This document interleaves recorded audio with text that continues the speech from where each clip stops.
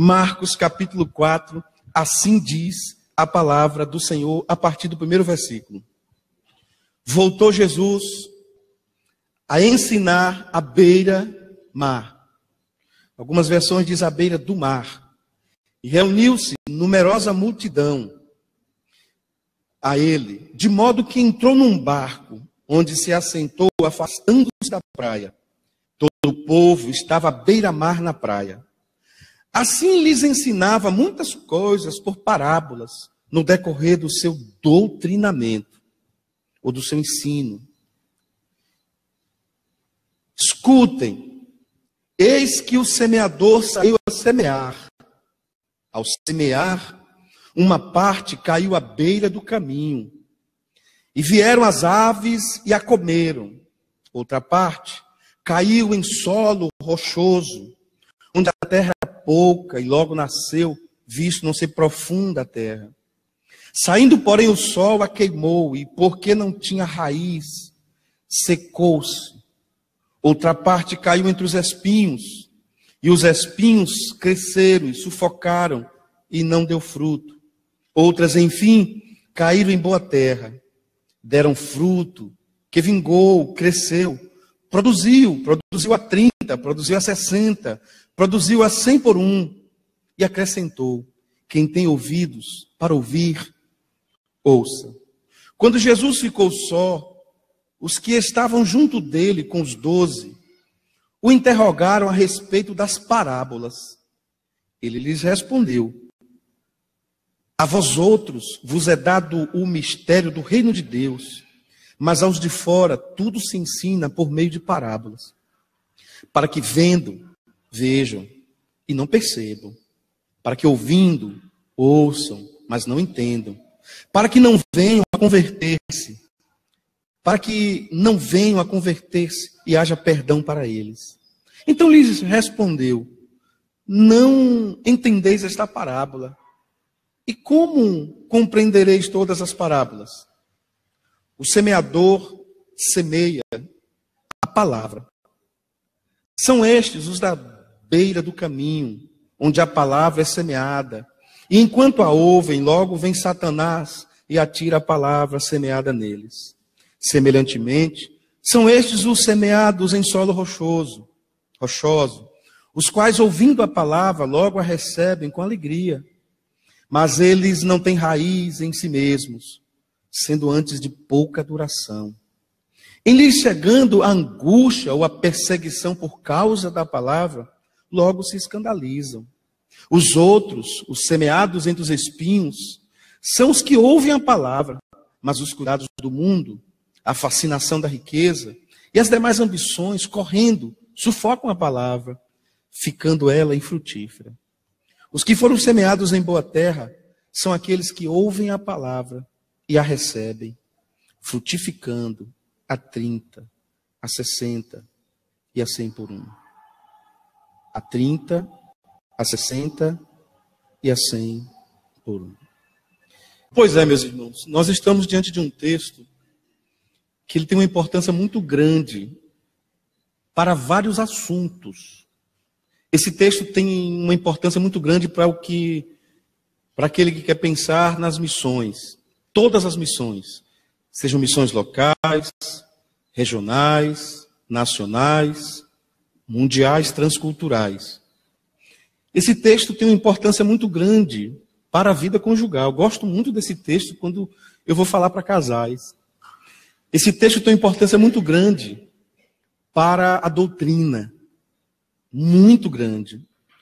Esse texto tem uma importância muito grande quando nós vamos falar da vida juvenil, o despertar da vida juvenil. Como é que ele recebe aquilo que Deus tem dado e quais são as suas decisões, as suas inclinações. Então é um texto muito rico, e eu não tenho nem intenção de esgotá-lo, mas a minha intenção é tentar criar flechas no seu coração. Então o que Deus colocou no meu coração? O Senhor colocou no meu coração, e isso é fruto da devocional de hoje de manhã e não de uma prática para pregar, que muitas vezes nós não temos a hombridade de acessar o nosso coração e começar a ter um certo diálogo com ele, dizendo assim: coração, olha, você vai me perdoar, Mas até aqui você está caminhando na auto-vitimização. Você põe a culpa em todo mundo. A partir de agora chega. A culpa é sua. Naturalmente eu não sabia que você está aqui hoje, né? Você sabe. Eu não sabia que você está aqui. Mas eu espero que essa palavra seja para você. Porque eu não sei se a minha construção psíquica está certa, mas eu já conversei com muitos casais, muitos na minha vida. São 17 anos convivendo com casais.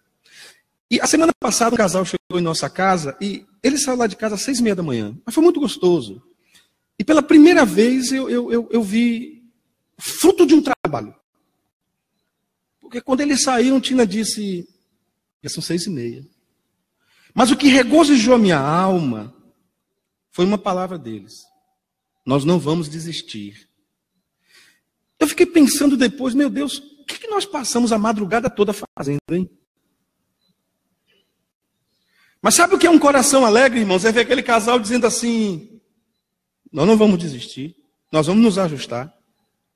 E isso, irmãos, isso tem muita força numa relação.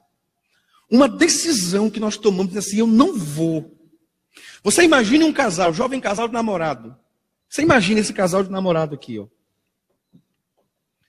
Todo casal do mundo, todo casal que não tem uma experiência com o Senhor, eu diria que 98%, eu não posso ser extremista, mas 98% dos casais que não têm relacionamento com Deus, eles namoram com relação sexual. Porque nós vivemos uma época hedônica. Então, eles namoram com relação sexual, e aí eles já vão naquela premissa. A gente vai casar mesmo. Agora, a Bíblia diz que entre os filhos de Deus não pode ser assim. Agora, você imagine se um casal cristão, olhando para toda essa pulverização pervertida da sociedade, olhar e dizer assim, eu não quero esse estilo de vida para mim, porque eu vivo na palavra. E aí esse casal, ele começar a entender quais são os seus pontos vulneráveis. Quais são os seus pontos vulneráveis? Por exemplo, irmãos, não é bom ficar muito abraçado. Não é bom beijo prolongado.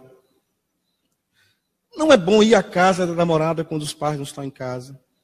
Não é bom no cinema ficar num lugar muito isolado. Está todo mundo no cinema, você fica na cadeira sozinho os dois ali. Ó. Não é bom. Por quê? Porque você fez uma decisão. Eu decidi no meu coração. Eu não vou abrir brechas. Então, o que eu quero dizer para você é o seguinte. Não dá mais para a gente ficar colocando a culpa na serpente. Eu queria que você entendesse na minha fala o seguinte. Quando eu falo a serpente é porque eu estou voltando para o Éden. Mas se você fizer uma viagem do Éden até hoje, você vai terceirizando, sabia? Porque observe bem, você vai terceirizando. Por que eu sou assim? Bom, eu sou assim porque meu pai fez isso e isso comigo. Aí eu vou sair do céu da sua vida, vou correr a linha do tempo e vou chegar no seu pai. E por que seu pai é assim? Aí seu pai vai dizer, ó, eu sou assim porque eu tomei uma surra e eu fiquei revoltado. Eu vou até o pai do seu pai. E ele vai dizer assim, eu sou assim porque eu fui abusado. Aí eu vou no outro, ele vai... Aí, irmão, eu vou chegar no Éden.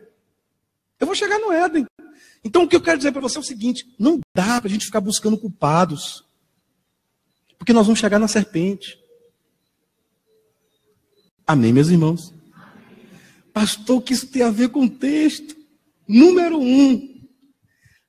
O problema não está na semente. Repita comigo. O problema não está na semente. Segundo, o problema não está no semeador. Diga comigo. O problema não está no semeador. Pronto, já está bom o sermão.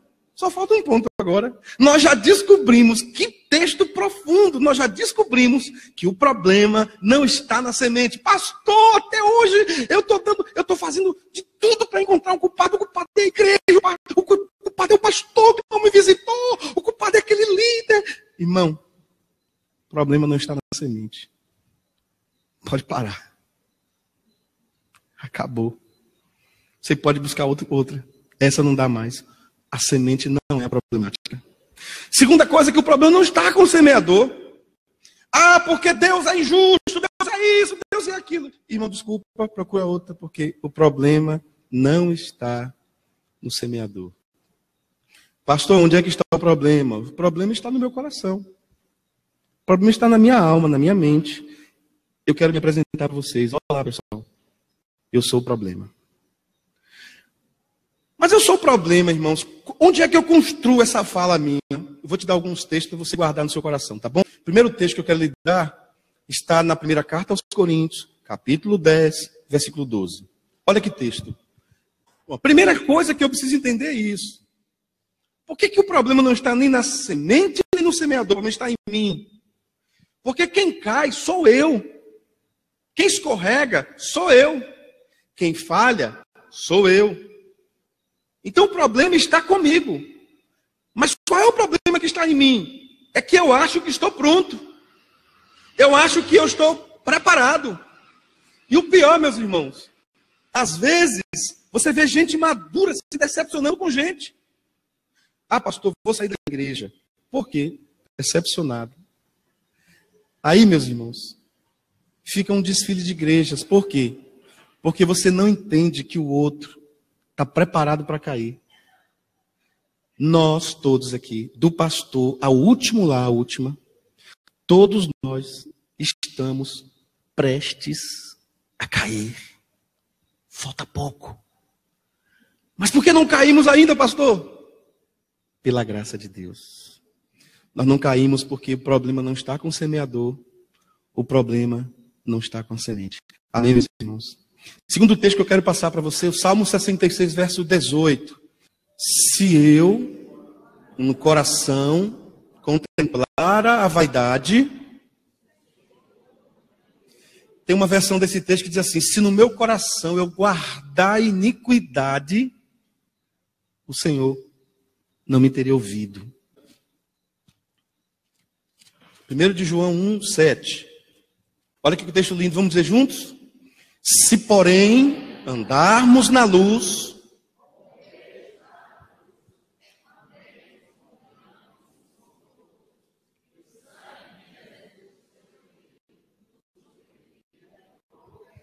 qual é a minha ênfase aí? A minha ênfase inicial é o caminhar na luz.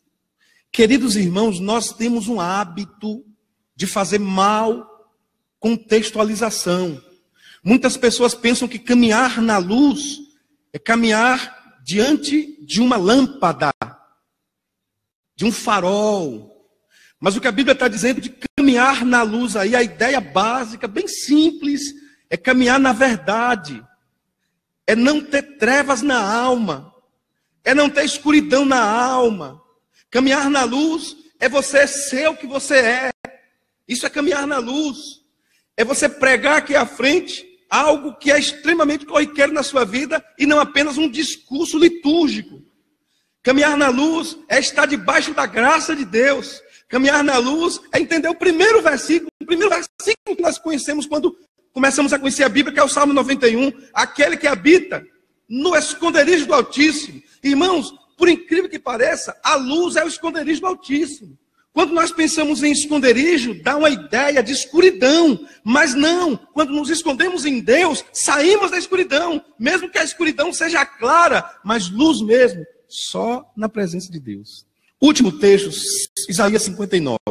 Depois nós voltamos para Marcos 4. Isaías 59, 1 e 2. Estou lhe dando esses textos para você entender. Olha lá. Vamos juntos? Eis que a mão do Senhor, para que não possa salvar.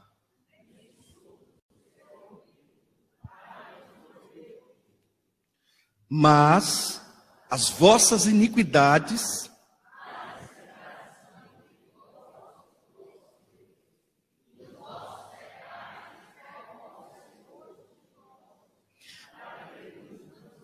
observe bem, meus irmãos. Se recuarmos Isaías 6, nós vamos ouvir, nós vamos ver pela mente, o anjo tocando com aquela brasa viva nos lábios de Isaías e dizendo assim: eis que isso tocou os teus lábios, os teus pecados foram purificados, perdoados, e a tua iniquidade purificada. Observe bem, irmãos, qual é a diferença clássica entre pecado e iniquidade? Vamos admitir aqui que o sujeito aqui, essa cadeira, tenha cometido um pecado. Quaisquer que seja o pecado que veio à sua mente, ele cometeu um pecado. E ele foi diante de Deus e pediu perdão por esse pecado. Ele tratou mal, ele maltratou um irmão. Isso ele fez um comportamento muito ruim diante de pessoas. E ele volta ali diante das pessoas e pede perdão para aquele rapaz. Pronto. O problema é o que está acontecendo dentro dele. O pecado foi perdoado. Só que ele caminha pelos corredores e ele começa a evitar o outro irmão. Ele caminha na ambiência da igreja, da comunidade de fé, mas ele tem uma emoção muito parecida com o que ele sentiu naquele dia. A iniquidade é caminhar na ilegalidade. É como se eu fosse uma pessoa que juridicamente não pudesse estar aqui. Isso é uma iniquidade. Então eu tenho um pecado perdoado, mas eu tenho uma iniquidade. Quando Deus perdoa um pecado, Deus quer limpar a iniquidade. Eu posso perdoar uma pessoa, mas conviver com a força daquela emoção. Isso não é perdão. O perdão não apaga na minha mente o fato. O perdão tira do meu coração a iniquidade. Por isso, quando uma pessoa diz, pastor, eu perdoei fulano de tal, mas eu não esqueci. Mas não vai esquecer mesmo, não, irmão. Não esquece mesmo, não. Você não é um robô, você não é um computador, você não é um laptop, você não é um smartphone, você não é um iPhone, você é uma pessoa. Então, quando você chega aqui nessa igreja, de repente você estava aqui nesse dia. Naquele dia você estava aqui, a irmã Núbia veio, jamais a irmã Núbia vai fazer isso. A irmã Núbia veio, colocou o dedo no seu rosto, começou a dizer um monte de coisa. Você ficou assim, você começou a chorar. Aí você diz para alguém bem assim, nunca mais eu vou naquela igreja. Núbia já me pediu perdão, mas toda vez que eu chego ali, que eu olho para aquele lugar, eu começo a tremer e a passar mal. Por quê? Não é porque você lembra do que aconteceu. É porque você não tirou a iniquidade do seu coração. A iniquidade, irmãos, tem uma capacidade de amortecer. E quando você começar a se tornar vulnerável, ele começa a crescer. Aí o pecado começa a ganhar força. Por que esse texto está dizendo? As vossas iniquidades fazem separação entre vós e vosso Deus. Porque Deus estende a mão para perdoar o pecado. O problema é que Deus perdoa o pecado, mas você não se livra da iniquidade. Deus é responsável por perdoar o pecado, por apagar a iniquidade, mas você é responsável por abrir o seu coração e dizer, eu não quero mais isso. Sabe, irmãos, é mais fácil a gente ficar pregando daqui, colocando a culpa no diabo. É muito difícil esse tipo de sermão. Porque nós estamos acostumados a dar testemunho dizendo que foi o diabo. Mas eu vim aqui para te dizer, pare de colocar a culpa na serpente. Amém, meus irmãos? A Bíblia diz que Jesus estava à beira-mar. Jesus começa a se afastar para a amplitude da sua voz fosse mais eficiente. Então, Jesus tem uma multidão, Jesus tem os discípulos, Jesus tem as pessoas, e Jesus começa agora, de maneira muito especial, a tratar o coração deles através do ensino. Na minha versão diz doutrinamento. Jesus vai doutriná-los acerca das verdades do reino de Deus. O reino de Deus está próximo. Engraçado, meus irmãos. É engraçado como nós, discípulos, precisamos entender a diferença entre igreja e reino de Deus. Os teólogos, eles têm uma discussão. Onde nasceu a igreja? Há um grupo de teólogos que eles acham assim, a igreja nasceu pós-Pentecostes, ou a partir do Pentecostes. Ali institucionalizou-se a igreja. Alguns preferem dizer que a organização mais didática é a partir de Constantino. Mas, irmãos, se nós formos pensar a igreja do ponto de vista do coração de Deus, o Éden já era uma igreja. Porque tinha oferta, tinha louvor. Pastor, que oferta tinha? O coração era oferta. Que louvor tinha? O elogio para Deus. Tinha quebrantamento, tinha confissão de pecados, tinha discipulado. Ali estava a igreja. Então a igreja vai crescendo, crescendo, crescendo e tomamos essa forma. Nós temos uma forma institucional que é muito boa, gosto muito. O problema, irmãos, é que isso aqui não é o reino de Deus. O reino de Deus é a cosmovisão que eu tenho no coração. Eu posso estar na igreja, não ser igreja. Posso repetir? Eu posso estar na igreja, não ser igreja.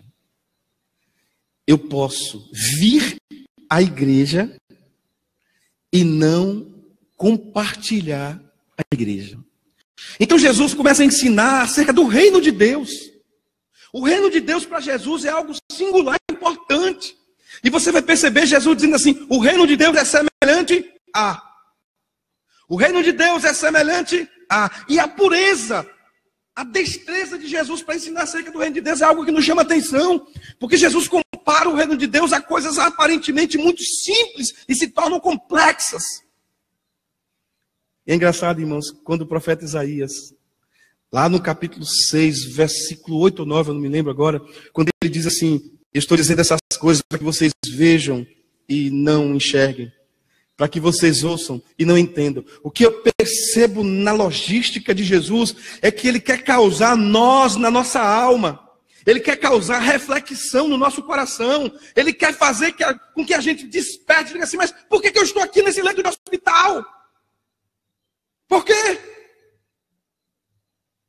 Por que eu estou aqui? E aí Deus quer causar um nó na sua alma.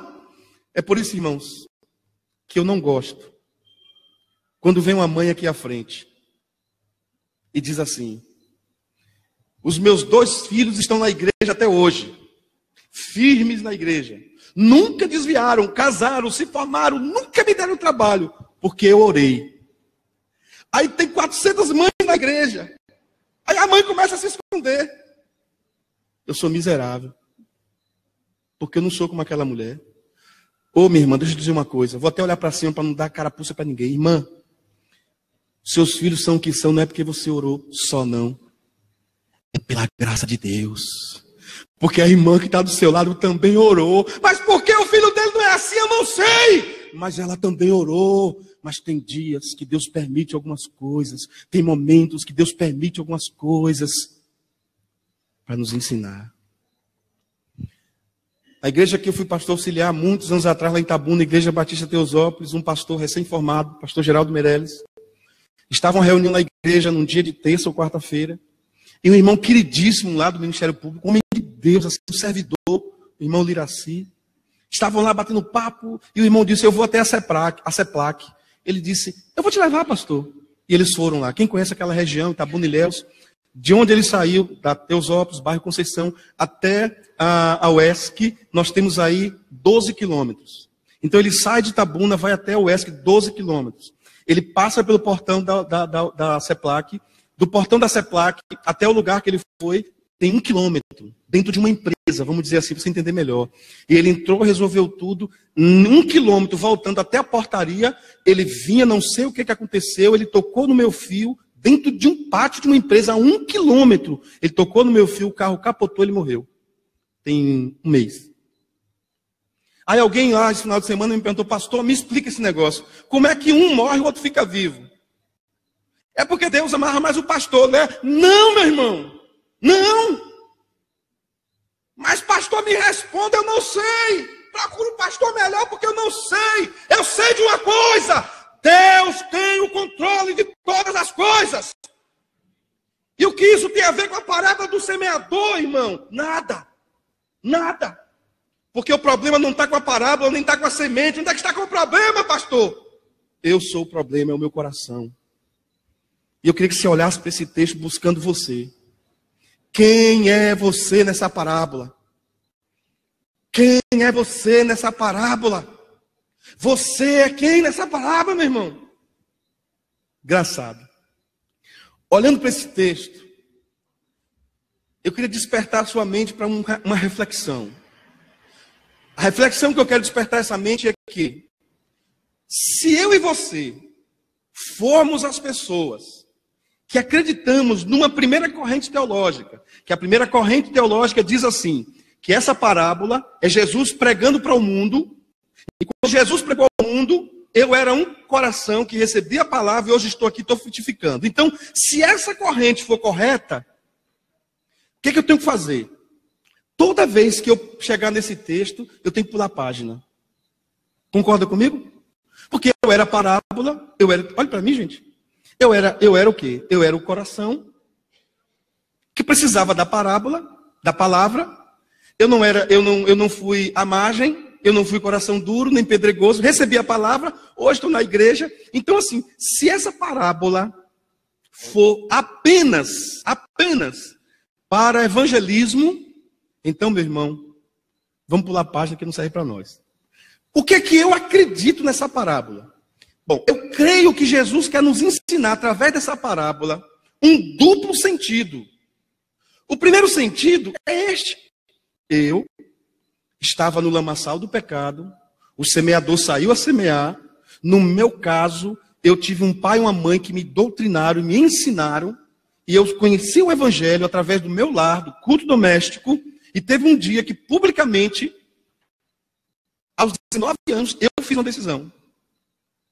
Aos 21, me afastei. Aos 23, nunca mais voltei para aquele lugar que eu vi que não era o meu lugar. Eu fui doutrinado ali. Então, porque Jesus me visitou e a parábola diz que chegou num coração que deu fruto, acabou? Não. Aí vem a segunda tese. A segunda tese é que eu já sou salvo, já sou regenerado, já sou uma nova criatura, mas tem uma coisa. Eu posso vir para a igreja com um problema com a minha esposa. E o pastor Marcelo chegou aqui e pregou uma palavra tremenda sobre família. Aí você escutou essa palavra sobre família. E os espinhos no seu coração. Que nada, mas ela falou isso. Que nada, mas ele já fez isso. Ó. Aí os espinhos começam a te sufocar. Você sai dessa igreja. Sem pedir perdão à sua família. Sem restaurar a sua família. Você sai dessa igreja do mesmo jeito, ou pior do que entrou. O que eu quero dizer para mim e para você é que eu já sou aquele coração, aquela terra que deu fruto. Mas eu posso, por um descuido, eu posso, por um momento, por um contexto, eu posso, por uma falta de vigilância, eu posso voltar a ter momentos de coração pedregoso. Eu posso estar aqui e os irmãos falando de missões. E você entra por aqui e sai por aqui. Coração duro. Missões? Para quê? Nós vamos começar amanhã 21 dias de oração e de jejum. 21 dias. Todos os dias a igreja vai estar aberta. 19h30, 20h30. Todos os dias. Você precisando orar, você pode entrar por aqui e sair por aqui. Ou você pode simplesmente pegar essa palavra e dizer assim, amanhã eu venho para oração. Você sai daqui, amanhã eu venho para oração, eu venho orar. Está aí, vem orar. Aí amanhã, durante o dia, você não planeja o seu dia para vir para oração. Você não planeja. Aí quando dá 5h30 da tarde, você está atolado de coisas. Das 7 horas você diz, não, eu vou deixar para amanhã. A ave do céu veio e pegou a intenção do seu coração. O que eu quero te dizer é que nós já somos um coração que frutifica para a glória de Deus. Mas não vacile, vigia, porque o seu coração, por um detalhe, pode voltar a ser espinhoso. E um coração espinhoso, ele espinha os outros. Um coração espinhoso espeta os outros. Um coração duro é duro com os outros. Um coração rochoso é rocha na vida do outro. Um coração pedregoso é pedra no caminhar, no sapato do outro. Amém, meus irmãos? Agora eu posso ficar aqui dizendo assim, não, mas a culpa não é minha. A culpa é da serpente. Eu acho que você entendeu a palavra. O Senhor quer dizer para mim e para você nesta noite. Para, não dá mais. Assuma a sua culpa. Assuma a sua responsabilidade. Tire os espinhos do seu coração. Adube a sua alma com a palavra de Deus. Espante as aves que vêm como urubus, vêm como demônios, tirando a palavra de Deus do seu coração. Se abra para Deus dizendo, eu quero ser um coração que frutifica. Sabe, irmãos? De vez em quando eu desço aqui na igreja, pelas escadas. É porque pastor é um bicho muito curioso. Eu estou conversando com um pastor de olho no meu rebanho. Às vezes, irmãos, dá uma vontade tão grande de ser policial militar, de voltar a ser professor, representante comercial, psicanalista, qualquer outra coisa. De vez em quando dá. Porque você acaba de pegar um sermão e você chega ali embaixo e está um irmão falando mal de alguém. Aí dá vontade de desistir. Mas aqui tem sido, na maioria das vezes, você prega um sermão, daqui a pouco a pessoa está ali embaixo dizendo, pastor, foi para mim, eu quero mudar, louvado seja o nome do Senhor. Sabe, irmãos, o que Jesus está querendo nos ensinar é que a semente, olha que coisa interessante, verso 5, a semente caiu, o semeador saiu a semear. Esse saiu aí tem uma implicação muito grande. Isso nos remete a pensar o quê? Primeiro, que o nosso Deus, ele não é um Deus casualista. Ele tem direção. Ele saiu para ir à sua casa. Ele saiu para ir à sua vida. Ele saiu para vir aqui hoje dar uma palavra para você. Deus tem direção. Deus tem propósito, vontade. Então ele saiu a semear. O semeador saiu a semear. Diga comigo, o semeador saiu a semear. Pai, irmão, eu sei que você é muito inteligente. Raciocine assim. Pense num campo assim, metaforicamente. Pense em Deus saindo. Como seria a bolsa de Deus assim? Saiu. E aí alguém pergunta, Deus vai para onde? Vou semear. Como assim? Eu vou sair para semear. E aí, irmãos, como é que eu vou entender um texto que Deus representa esse semeador? Jesus representa esse semeador. A palavra representa a semente. E aí diz assim que uma parte caiu à beira do caminho. Ô, irmão, você não se choca não com isso? Esse versículo 4 aqui não causa um impacto no seu coração, não? Caiu. Simplesmente caiu assim? Caiu à beira do caminho? Como assim? Deus deixou cair? Deus descuidou? Deus não teve habilidade?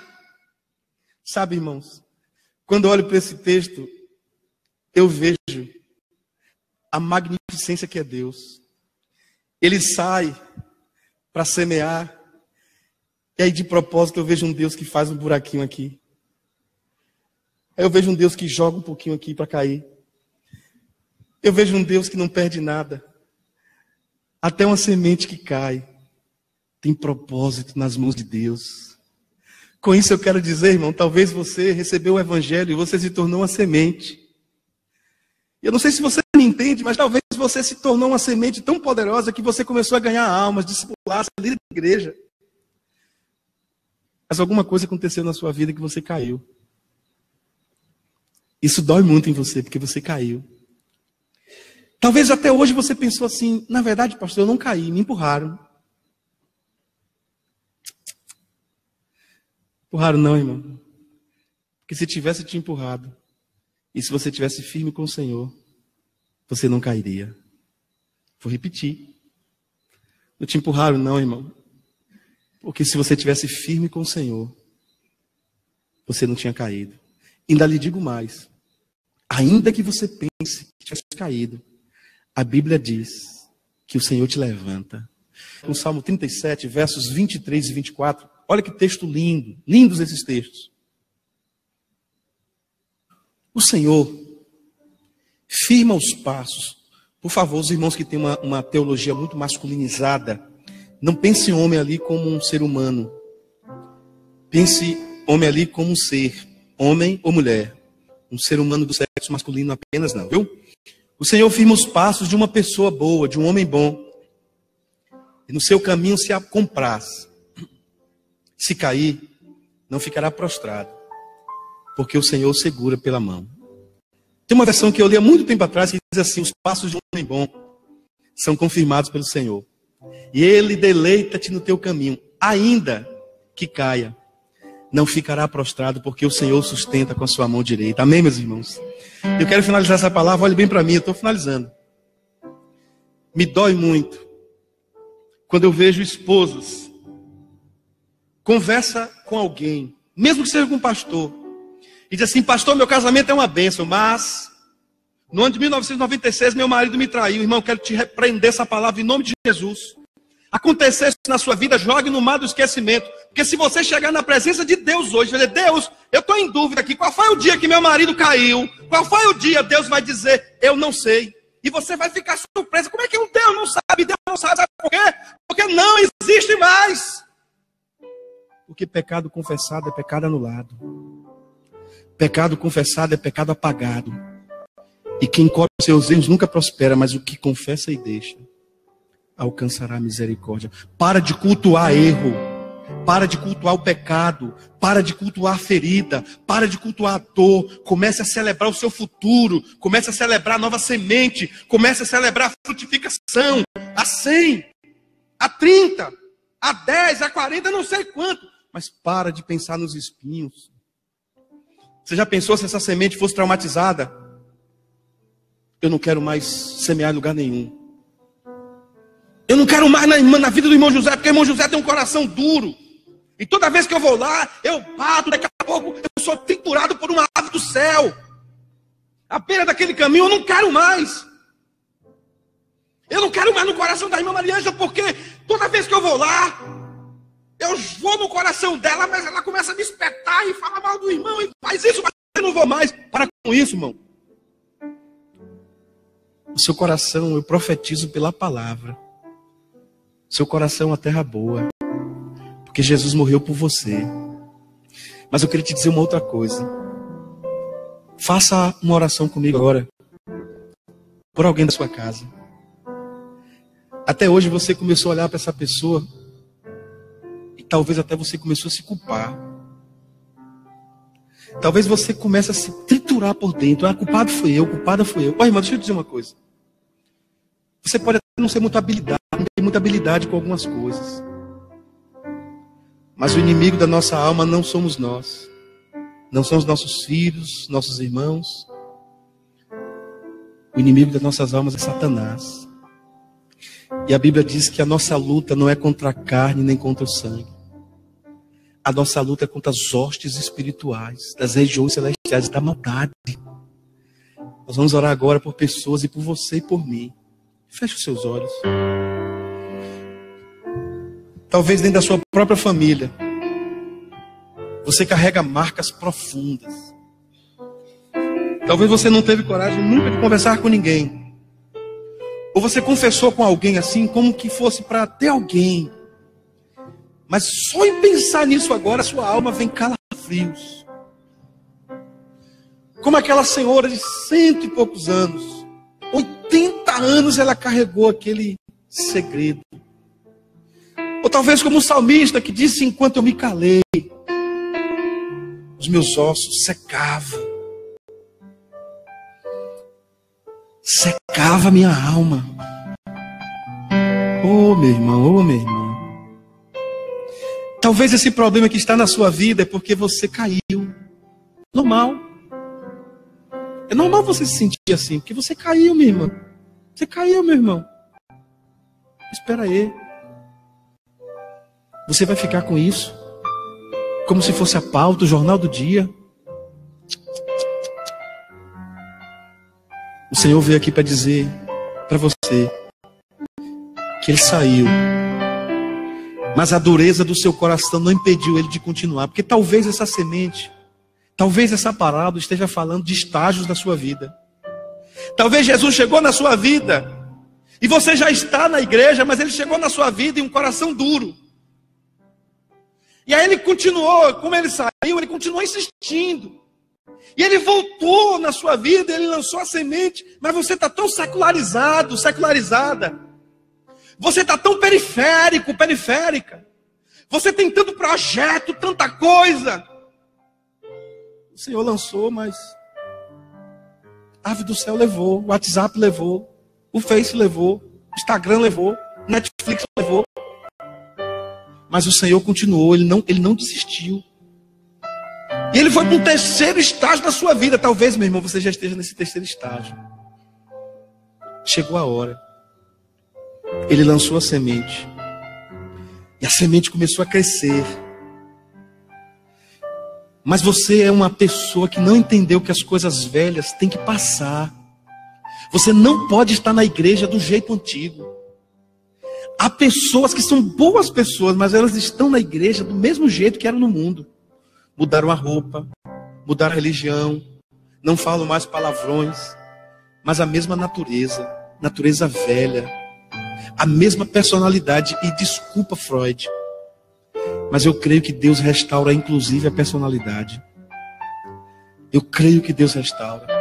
Minha irmã, meu irmão, talvez o que esteja faltando em você, mais do que ser uma nova criatura, é assumir posturas de nova criatura. Deixar de culpar a sua história. Deixar de culpar as pessoas. Veja bem o que eu estou te dizendo. Chegou o tempo, não dá mais. Mas como você não foi cortando as coisas velhas, os espinhos foram crescendo.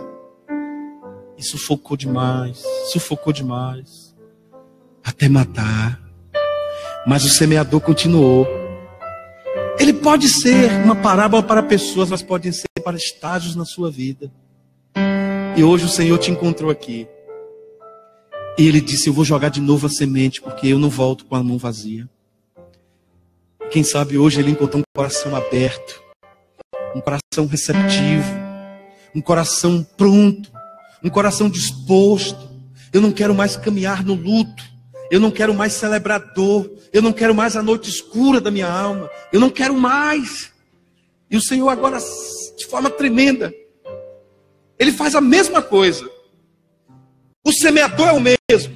A parábola diz que o semeador é o mesmo o tempo todo. A semente não recebe reforço. A semente não recebe vitamina. A semente é a mesma. O que mudou? Mudou o coração. Mudou a pessoa. Decisões. Quem sabe hoje essa semente caindo, você começa a produzir. Em vez de ira, produzir amor.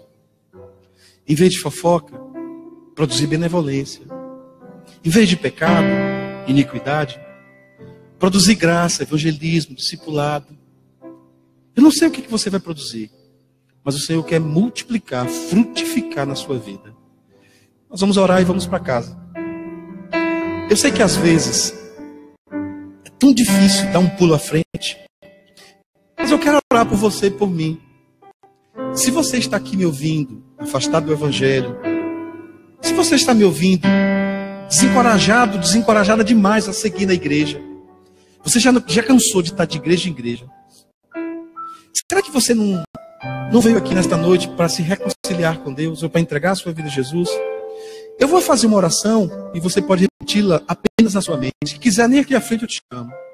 A oração é a seguinte: Senhor Jesus, quebra essa pedra do meu coração. Me tira desse sentimento marginalizado. Eu não quero mais ficar à margem do caminho. Senhor, destrói todos esses espinhos do meu coração, do meu olhar, do meu falar, do meu sentir, do meu viver, do meu pensar. Senhor, eu sou um coração aberto. Por favor, faz uma obra na minha vida. Se você fez essa oração entregando, reconciliando com Deus, eu vou abrir os meus olhos. Eu não vou insistir.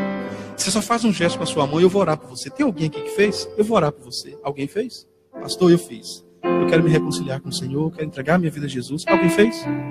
Não vou insistir. Vou perguntar pela última vez. Alguém fez? Se não fez, a segunda oração é para nós, crentes. Pastor, o Senhor falou comigo. Foi eu não, irmão, foi o Espírito Santo. Tá, pastor, mas foi o que o Senhor falou. Tá bom, meu irmão? Deus falou com você? Você pode levantar a sua mão, você que Deus falou com você? Levanta a sua mão, quero orar por você. Já vi, pode baixar. Já vi. Agora, você que Deus falou com você, você quer vir à frente aqui? Um passo de fé? Vamos orar juntos? Já é uma boa notícia. Dar passos de fé já é um bom começo. Vem cá à frente. Qualquer pessoa pode vir. Pastor, Deus falou comigo. Vem cá, vamos orar juntos. Isso. Pode vir, vamos orar juntos. Vamos orar juntos. Vem cá à frente, vamos orar. Isso. Pode vir, não tenha vergonha não. Nós estamos na presença de Deus. Na presença de Deus não há constrangimento. Na presença de Deus não há suposições. Na presença de Deus é um lugar de delação premiada. Nós começamos a delatar nossas culpas, nossos erros, dizendo: Senhor, eu estou delatando, estou confessando os meus pecados. Por que é premiada? Porque a Bíblia diz que quem confessa e deixa recebe um prêmio, alcançará a misericórdia. Você quer vir? Pode vir. Você que está na internet, você pode fazer essa oração comigo também. Você pode olhar para a sua mente, para o seu coração, para o seu comportamento. Você pode olhar para a sua história, para a sua casa. Talvez você disse uma palavra mais dura para sua esposa, para seu esposo, para seu filho, para sua filha. Pensa bem, volta lá, pede perdão. Diga: eu errei, papai errou, mamãe errou. Isso é importante. Isso é semeadura. Isso é multiplicação da mensagem do Evangelho na sua vida. Senhor, obrigado, Pai, pelos meus irmãos aqui. Obrigado pelos irmãos que estão sentados também. Obrigado porque todos nós somos envolvidos pela Tua graça, pela Tua palavra. Todos nós somos enxertados diariamente pela semente do Evangelho. Todos nós somos conduzidos de fé em fé, de glória em glória. Todos nós somos conscientizados de que o Senhor é nosso pastor e que nada nos faltará. Todos nós somos alertados que diariamente, quem sabe semanalmente, 1000 estão caindo ao nosso lado, 10.000 à nossa direita, mas uma promessa que diz que nós não seremos atingidos. Todos nós somos lembrados que do Senhor é a terra e a sua plenitude, o mundo e todos os que nele habitam. Eu sou do Senhor, mas eu não sou um objeto de Deus. Eu não sou uma coisa de Deus. Eu sou um filho de Deus. Eu sou um servo do Senhor. Eu sou um discípulo, uma discípula de Jesus. Que o Senhor derrame graça sobre os meus irmãos. Que o Senhor faça uma coisa nova na vida dos meus irmãos. Que o Senhor encha a casa dos meus irmãos de bênção. Que os irmãos jamais voltem a pensar na serpente como motivo. Que os irmãos jamais voltem a pensar na serpente como origem, por mais que ela seja a causa do pecado.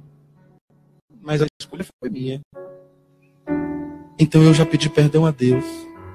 Eu não aceito mais a culpa. Eu não aceito mais a prisão. Eu quero uma nova vida em nome de Jesus. Que o Senhor vos abençoe e vos guarde. O Senhor faça resplandecer o seu rosto sobre vós e tenha misericórdia de vós. O Senhor sobre nós levante o seu rosto e nos dê sempre, mas sempre mesmo, a paz em nome de Jesus.